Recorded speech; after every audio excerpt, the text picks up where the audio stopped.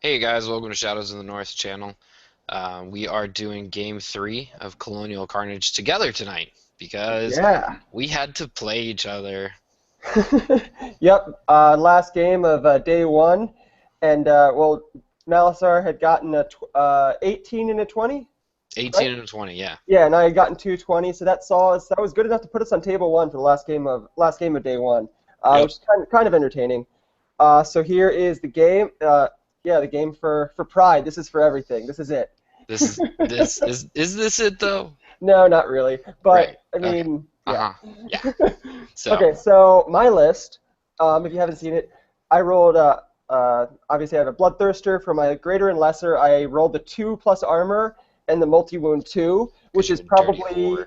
probably the best combination of items I could have possibly hoped for this game, which was Sure awesome. is. Um, Herald of Core and Hatred, 23 Bloodletters full command, 18 Bloodletters full command, 2 by 5 Fleshhounds, 7 Furies, 8 Furies of Corn, 2 Skull Cannons and a Soul Grinder with a Flame Cannon and a Claw. Also marked Nice. Corn. Malisar's list. I've got the Prince on the Star Dragon, Heavy Armor Shield, Dragon Helm, Sword of Might, Other Tricks of Star, Talisman of Preservation, Archmage level 4 high, Talisman of Endurance Scroll, Fencer's Blades, Noble BSP, Dragon Armor, Merworm, Anti-Heroes, Potion of Speed, 20 Archers full command, 6 Silver Helms, 6 Silver Helms, they have Champs standard shields, 5 Reavers with the Champion, 21 Phoenix Guard full command AP banner, 2 Eagle Claw bolt throwers, and 1 Flamespire Phoenix. All Because right, I'm so some kind of cool. definitely. Hey, why'd you take that Phoenix? Was it because maybe I don't know, someone recommended that to you? I don't think you recommended it to me. I sent you that list or the shooting one, and you said, give the Phoenix a try. And I was like, that's how I felt too. Whatever. Because I wanted to play with my super cool painted Phoenix. It So is a get pretty off cool me. painted Phoenix. All right, so here's deployment. Walk us through it. All right, so I've got on my right, this left flank is 5 Illyrian Reavers, 6 Silver Helms, 1 Bolt Thrower, and my big old block of Phoenix Guard. That's more like, I think I put that like right down on the center line. You Um, did. Yep. Another Bolt Thrower, 20 Archers, 6 Silver Helms. Mm, there it is. Ah, and then the fun stuff, Flame Spire and a Star Dragon. So what were you thinking going into the game? What was your general strategy? My general strategy was to hold the center, and there's no place on this table for me to hide from moving cannonballs. Right. One, A. So the Phoenix and the Star Dragon are just kind of gonna go for it. Hmm. Um, Hopefully, I get turn one here, um, and on your turn one, you kind of miss, or I can at least block a cannonball or two. Right. Mainly just so if you roll a 1 to wound, or you only do 2 wounds, my Star Dragon is still a combat threat, and he can be up in your kind of your grill there. Right. Everything else is just gonna kind of hang back and do Whoa. what they can. Wow, good picture taking. This is a fantastic. Okay, public service announcement. I found my digital camera, so for the next tournament report, after this tournament, they will actually have real photos. It's going to be great, guys. You just Great. wait. I'm Um, I'm waiting with bated breath. so my deployment, going left to right, I have my Fleshhounds, my unit of 7 Furies. Behind that hill is a Skull Cannon. Then I have my Soul Grinder, my unit of 23 Bloodletters with the Skull Throne behind, a unit of 5 Fleshhounds with the 18 Bloodletters behind, Bloodthirsters behind that. Then over here on this flank, I have, yeah, I already mentioned, next to my Fleshhounds, I have my unit of 8 Furies, and then the other Skull Cannon here. I split my cannons to pretty much give him nowhere to put his Star Dragon without getting shot. When the cannons are spread out like that, it's pretty much impossible for him to hide. If they're next to each other, he can put the Flame Spire to block those shots because the Flame Spire has a 2-up ward versus my Flaming. So odds are he's stopping the cannon. By me being spread out, though, it's going to be really hard for him to cut off all the angles. So that was the plan there. Otherwise, my main basic strategy for the game, I wanted to draw the Phoenix Guard out to isolate them and expose his back line. Once that happened, I wanted to rush around with my fast stuff, clean up all his points in his back line, get all of his Silver Helms, his archers, his bolt throwers. And then, obviously I want to get his dragon with my cannons in the ideal world. If I can clean up all those points, I don't have to touch the Phoenix Guard. But I mean, if I try to go head to head against the Phoenix Guard, I'm never gonna touch them. So I need them isolated. I need to pick up points where I can. And the only way I'm getting the Phoenix Guard is if I get a really nice combo charge off on them. So here is the center. Yep, sure is. And I got first turn. So I pushed my Phoenix Guard up just far enough to be in range to actually try and get some damage off on you with my Archmage. Mhm. They're just kind of they're still like there to babysit all of my stuff, but I need them at least like being a threat to your center Mhm. in the early part of the turn. Um, yeah. Um, is that really the only thing I moved? Oh no, right. There you go. Phoenix and Star Dragon, yay! So I moved them up so that you at least have to go in kind of obvious shooting lanes there, so I can countercharge you. Mhm. Um, yeah, my silver helms pop up on the hill there just to keep you honest. Oh, and that was pretty much the only movement. Shooting didn't do much this turn. I think you whiffed pretty bad. Oh, And I got Hand of Glory up on a bolt thrower, and he hit your Bloodthirster and rolled a 1 to wound. right. Yep, that's what happened. Uh-huh. Okay, so then my turn. I moved. You don't. There's not a picture of it, but I moved my Flesh Hounds up a little bit on the far left.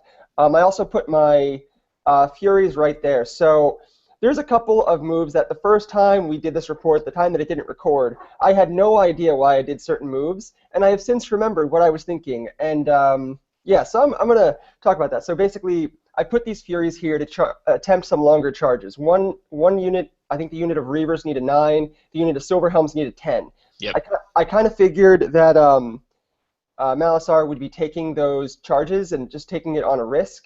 And the reason I wanted to bait those charges is if they're charging me, then they can't reform to counter my Fleshhounds. That'll give my Fleshhounds that flank. I can march them up full speed and start going towards his bolt throwers. He'll be able to chaff me. His Reavers will be able to get back, but it'll get me around, and then he can't countercharge me. So I mean, it was a risk that maybe I'm going to lose my Furies. Maybe I won't, though, and then either way, it gives my Fleshhounds the free reign of that flank. My Soul Grinder also moved up a little aggressively. Right now, I think his Phoenix Guard need an 8 at the moment. Yeah.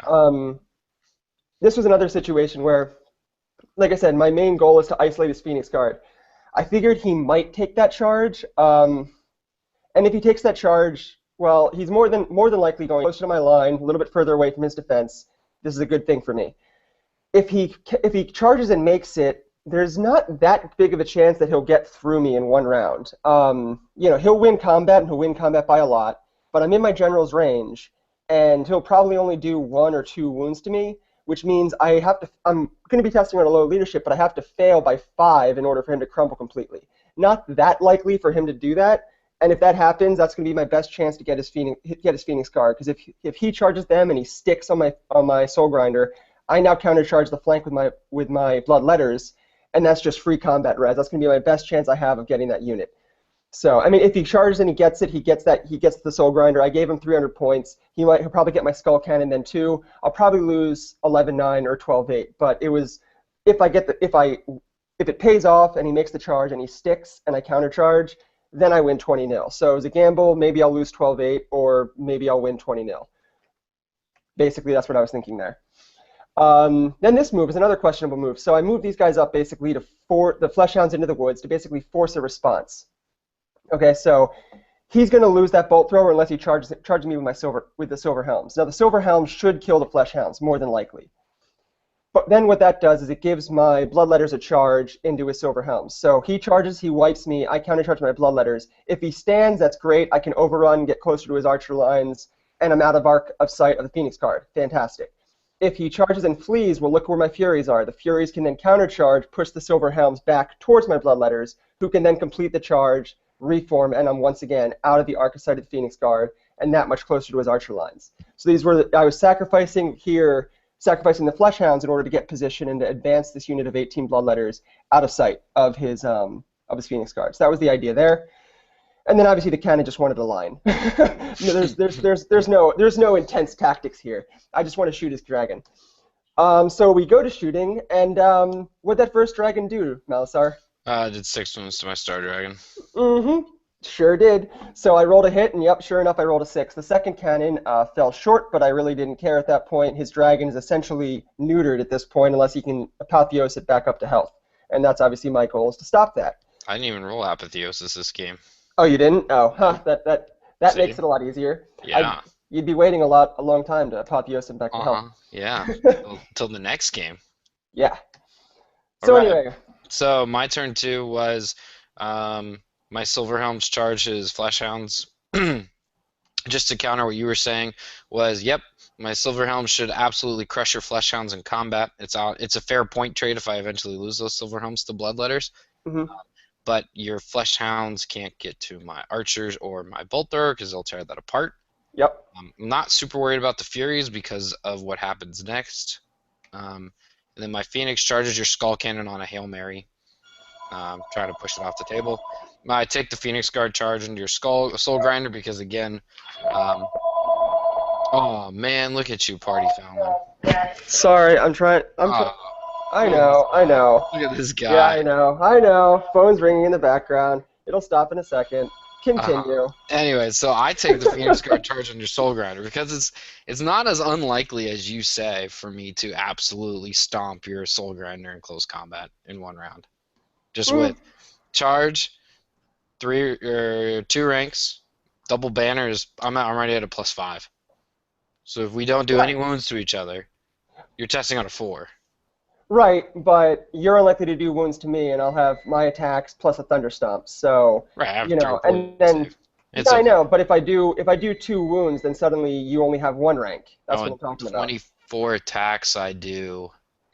Well, between 1 and 2 wounds, I did the math. Yeah. Okay. It's like 1.9. You're more likely to do 2 than you are to do 1. Yeah. I estimated in the game between 1 and 2, and I mean I was right, but it's closer to 2 than I thought. But yeah, the Soul Grinder's tough. That's why I was kind of gambling with that. Anyway. So, yep. Anyway, and then even if you do flank charge me, your Bloodletters are also free combat res for me. Just they're really easy to kill. Yeah, but you won't have many attacks against them. That's okay. Yeah. Anyway. My attacks count. And then I do double charge your Furies because I'm trying to keep them off my Bolt Thrower. You force the response on both of them. I make both of them, and I make that charge easy. So here I've got a charge, a downhill, a banner on you. Yep.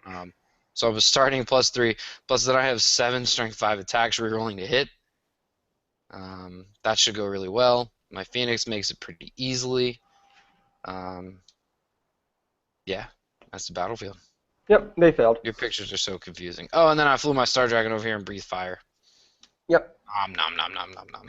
Kill 5 Furies. Yeah. And over here, this went really well. I lost 2 Silverhelms and only killed 1 Fleshhound. Yeah, I don't even think you did 2 wounds to me. I think that was from my break check because I did 2 wounds to you and you won by. I think you did like 1 wound and then I took 1 from instability. I don't think you did 2 wounds. I don't even think I did that. That was really terrible rolling. Yeah. That was a big moment in the game there, just because the Fleshhounds are going to do bad things to me later. Mm-hmm. And then over here, boom! we overrun to get away from the Soul Grinder. Right. So then we go to my turn 2. So I countercharge. Oh, we didn't show this combat. Basically, the Flame Spire whiffed a little bit. I lost, but I was on my general's leader. I lost by charge, but I was in the general's leadership, so I didn't take any wounds. Yep. So now my turn. My Bloodthirster counter charges. This is kind of what I wanted. I can, I'm probably going to kill the bird more than likely. Yay. Otherwise, nothing much happened. My Fleshhounds whipped around the corner to aim towards his bolt throwers, like I said they wanted to. My Soul Grinder advanced to get out of sight of his Phoenix Guard. Right now I'm out of sight. I also ideally want to get a flank shot with the Flame Cannon. Oh, and also here shows the placement of the 2 units after they overrun. My cannon stayed on the hill because there's no reason not to. He can't charge me in his turn because he overran. Oh, So there's that wow, picture. look at these pictures. I know, I'm a stellar photographer, especially this one. This dude, there's 1 guy left after all the shooting. He goes and then hides behind that building for the rest of the game to preserve points. Nothing else really much happened. I didn't charge my Fleshhounds or my Bloodletters into his Silver Helms. I forget why I didn't do that. Oh, because I'd be overrunning in a weird direction if he broke and I didn't kill him. I didn't want to be doing that, so I just kind of advanced them a little bit. We go to Magic. Magic doesn't do much, so shooting, I do the last word on the dragon. Not much more to say about that. Nope. I forgot a model, my Prince model in the hotel room. So Yeah. a sister was standing in there. Yeah. He borrowed a model from his unit. Hmm. And there's the wonderful cannon that did the final wound. Did the final wound. And then in combat, obviously, I Yep. deal with him pretty easily. That was a Hail Mary, and then I was also like, well, his Bloodthirster will probably kill him outright, and I won't break from your Right. Bloodthirster, so I got a chance to come back and go after your BSB. Right. So delayed gamble. So my Reavers pop back to redirect your Fleshhounds. Mm-hmm. Um, my Phoenix Guards shuffle backwards because now that you're coming towards me, I don't need to be as far out. My Prince starts running towards the archers. Help me. And then I roll like 5 ones for armor saves and close combat and lose that Silver Helm unit. Yep. Yeah, you rolled pretty terribly again. Otherwise, in shooting, I think you put a wound on my soul grinder. I did 2 wounds to your Soul Grinder this turn. Yeah. Okay. Yeah, you did 2 wounds to the soul grinder in combat. So No. I did 2 wounds to the Soul Grinder, and then the other bolt thrower put 2 wounds on your Bloodthirster. Right. Yeah. So shooting was pretty effective. Shooting was pretty effective this turn. So we go to Demons turn 3. So I tried to basically. This is the only good picture I have of this. The game is getting a little intense at this point. So I tried his unit of Reavers were out of BSB range, so I tried to force a terror test with my Soul Grinder, charged him as well. He passed the terror test, though, so I just sent my Fleshhounds in as well. The Fleshhounds in the woods that he just destroyed the Silver Helms, because that was awesome, they reformed to be 2 wide so they could charge this bolt thrower, and so that's exactly what they did.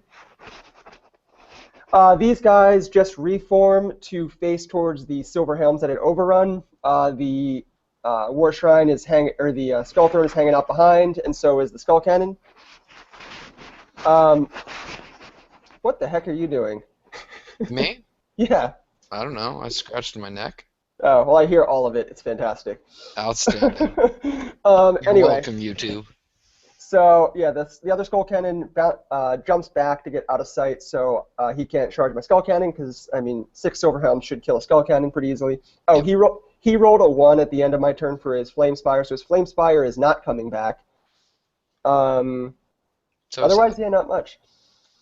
Oh, yeah, Magic Phase. So I roll boxcars, and I get a free unit. So I put them back here. I think this was actually poor placement on my part. I should have put them pretty much in a straight line between the Prince and the Archers.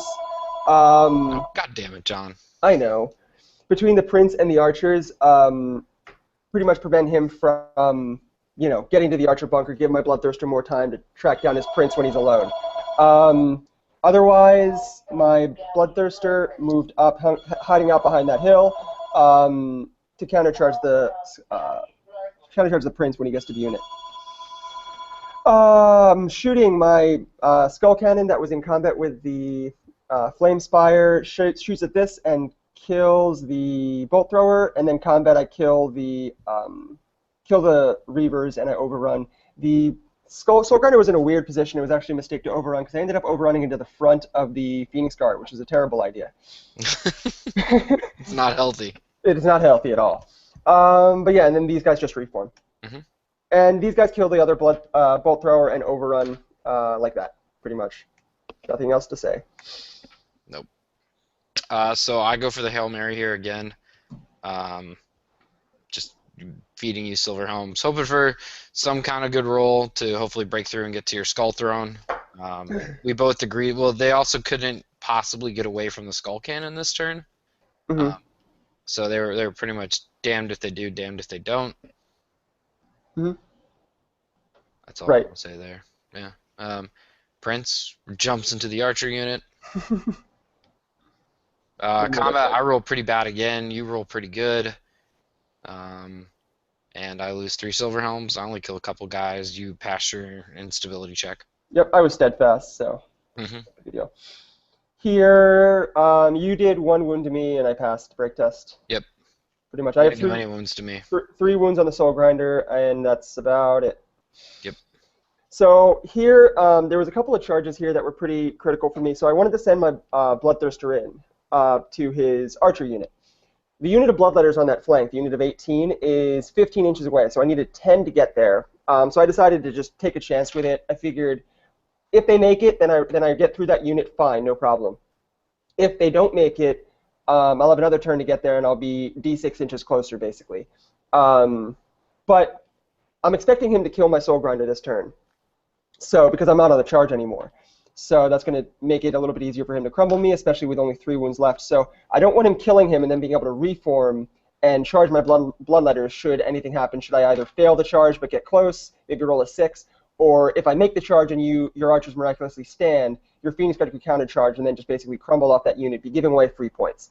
So I sent my Fleshhounds in here, just basically to hold you up. You're going to kill the Soul Grinder, but you're probably not going to crumble all the Fleshhounds unless I roll boxcars in the break test. So that was that. The Bloodletters did indeed fail. I needed a 10. I rolled a 9, so they just failed by 1. The Bloodthirster goes in pretty easily. Obviously, he was an auto charge. And these guys just kind of reform to face the rear of both the Phoenix Guard and the Archers. Yep. Otherwise, not much really happening. He's just kind of backing up. I don't know why I backed up, but I did. In case you rolled boxcars and made the charge a little harder. Okay, gotcha. Okay, fair. Yep, and then I killed that unit. Yep. And then here, so I'm still, he just challenged, and I killed the champion, and yeah, pretty much, I won combat, he's steadfast, nothing else to say. Mm. And then, like I expected, he killed the Soul Grinder this turn. I think I took 2 wounds from instability on my Fleshhounds, and so they're still there like I expected, and he just reforms to face my Fleshhounds. Yep. So, High Elves turn 5. There's not many pictures for this one. No, well, there's not much going on. So I get my 3 aboard save. Oh, I hand a glory my archer unit. Yes, you did. That's the big one. So my prince is like weapon skill 10 and initiative 10 and everything else. Yep. Yep. Phoenix Guard, crush your Fleshhounds. Turn around. Yep. My prince puts a wound through on your Bloodthirster, and you kill a lot of archers, and I pass steadfast. Yep, basically. So I'm swinging at the archers here because I don't want to take the risk of swinging at the prince, because then it's the case. He had a couple of ranks before this combat started, so I didn't want to lose by 4 from static if I like whiff against the prince and then fail to wound on Thunderstomp. So I'm just unloading out the unit to keep this guy alive, basically. So Demons of Chaos turn 5. Now with my so last turn I had rolled a 6, so I was 6 inches closer. I rolled 6-3 for my failure of a 9. So now I'm charging again. Now I need a 4, and what do I roll, Joe? The 3. I rolled a 3. I did indeed roll a 3. So these guys failed to charge again. This time on a much easier charge. Oh, well, what can you do? So now my Bloodthirster is basically left alone. He's got to deal with the unit himself. We're not digging you out of this problem, Bloodthirster. These guys, because I don't want to basically give away free, the points for my Bloodletters are much more than the points for my Fleshhounds. I just move these guys up to chaff just to prevent his Phoenix Guard from having any more impact on that combat against my Bloodthirster. Right. Okay, that shows that. So in combat, I put 2 wounds on your Bloodthirster with my prince, and even with the other Trickster Shard, you pass 1 ward save. Yep. Which keeps his Bloodthirster alive, which is pretty crucial. Yes, it is. Because he goes on to kill me down to 5 archers. Yep. My turn 6, I'm just going for points. Yay, points. Kill all your Fleshhounds. And that's exactly what he did in this picture. What happens here, Joe? I kill your Bloodthirster. You sure do. I sure do. My prince kills your Bloodthirster. Yay, prince. It wasn't even the prince though, because I think No, I did like an outstanding 3 wounds to you with my prince, and it was like, oh well, here we go. And then you passed everything, and then the archers poked you to death. Yep, I had a 2-up, a 5-up against them, and I rolled a 1, and then a 3 or something like that. Right. Yep. So the Bloodthirster is dead, and his prince is still alive. So my last turn, nothing much else to do. I charged my Bloodletters, and Malossar debated for a long time about whether or not he should flee here. And what was your logic?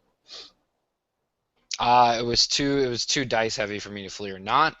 And then I actually did a really good job in combat, and I was taking a leadership test with my prince left on an 8, and he failed twice with a reroll. So I mean, it was the right decision. If my prince passes here, well, we're giving with a combat. Basically, you charge. I do 2 on the stand and shoot. I think kill a lot. Like I kill a lot of your guys. You kill 4. You kill all the archers. Yep, I did. And so my prince is taking a leadership check on an 8. I fail to roll twice. I fail to escape. You catch me and kill me. Yeah. So that swung it from a 14-6 in my favor to a 12-8 to your favor. Yes, indeed. Yeah, it was a really swingy game, really back and forth. There were a lot of things that, didn't work out for me, like the failed charge here, and then obviously the break test at the end didn't work out for Joe. So that worked out. It also changed the game because the tournament pack at this time of the tournament ruled that in order for me to get points for his prince, I had to kill the prince, and killing the dragon didn't award me any points. This was Right. before they had FAQ'd it to award points for killing them out. Instead, you had to kill the rider to get anything. So, yeah, so I had to go. I had to go after the prince. Otherwise, this was 600 points that were just sitting on the table, which obviously is not good at all. So yeah, it's really swingy, really good game. Yeah. hmm So after this, what table were you on after this game? I was on table 3. Mm. Yeah, and I was sitting on table 2. So Yeah, we dropped. you and I dropped to 4th and 5th place, respectively. Right, exactly. Yeah, so we dropped a little bit, but we're still up towards the top. And yeah, so Joe's already gotten his fourth and fifth game up, so I will get my fourth game up probably either tomorrow or Wednesday. So look for that. Anyway, anything else you want to say, Malisar? Oh no, I don't. Just thoughts on the game was my Silver Helms against your Flesh Hounds. I think really tipped the game towards you Mm-hmm. because I wasn't able to get all of your fast elements down quick enough. Mm-hmm. Um, if those Silver Helms broke your Flesh Hounds there, or like they just killed your Flesh Hounds, or at least took them out of the game for a couple more turns. That keeps my Bolt Thrower alive, which is pretty important in this matchup. Mm-hmm. And then you starting off turn 1 with 6 wounds on the dragon completely eliminates him from the game. Right, exactly. That was really huge with my cannon there. The Mhm. skull cannon was really doing work this tournament in general. Part of that is having two of them is pretty awesome. So Right. Yeah. So I think that what happened for me at least was my first like 4 turns were really really bad. And then when I finally started to dig it out and you started having a little bad luck on your end, it was just too little, too late. right, right. I mean, you almost did pull it out, but I I mean, almost pulled it out. yeah. I mean, it was the that failure to roll a 4 on 2 dice really hurt. That was critical Yep. for me because I mean my Bloodthirster wouldn't have died if that was the case. So Right. hmm so yeah, but it was a swingy game. It was definitely entertaining. That's for sure. Yep. It's pretty tense. Very tense. Oh, Anyway, God damn it. On I that know. note, On that note, we should probably wrap it up. we will see you in the next video, and Brawler Bash is next week. Yep. Take it easy, guys. Have a good one. Bye.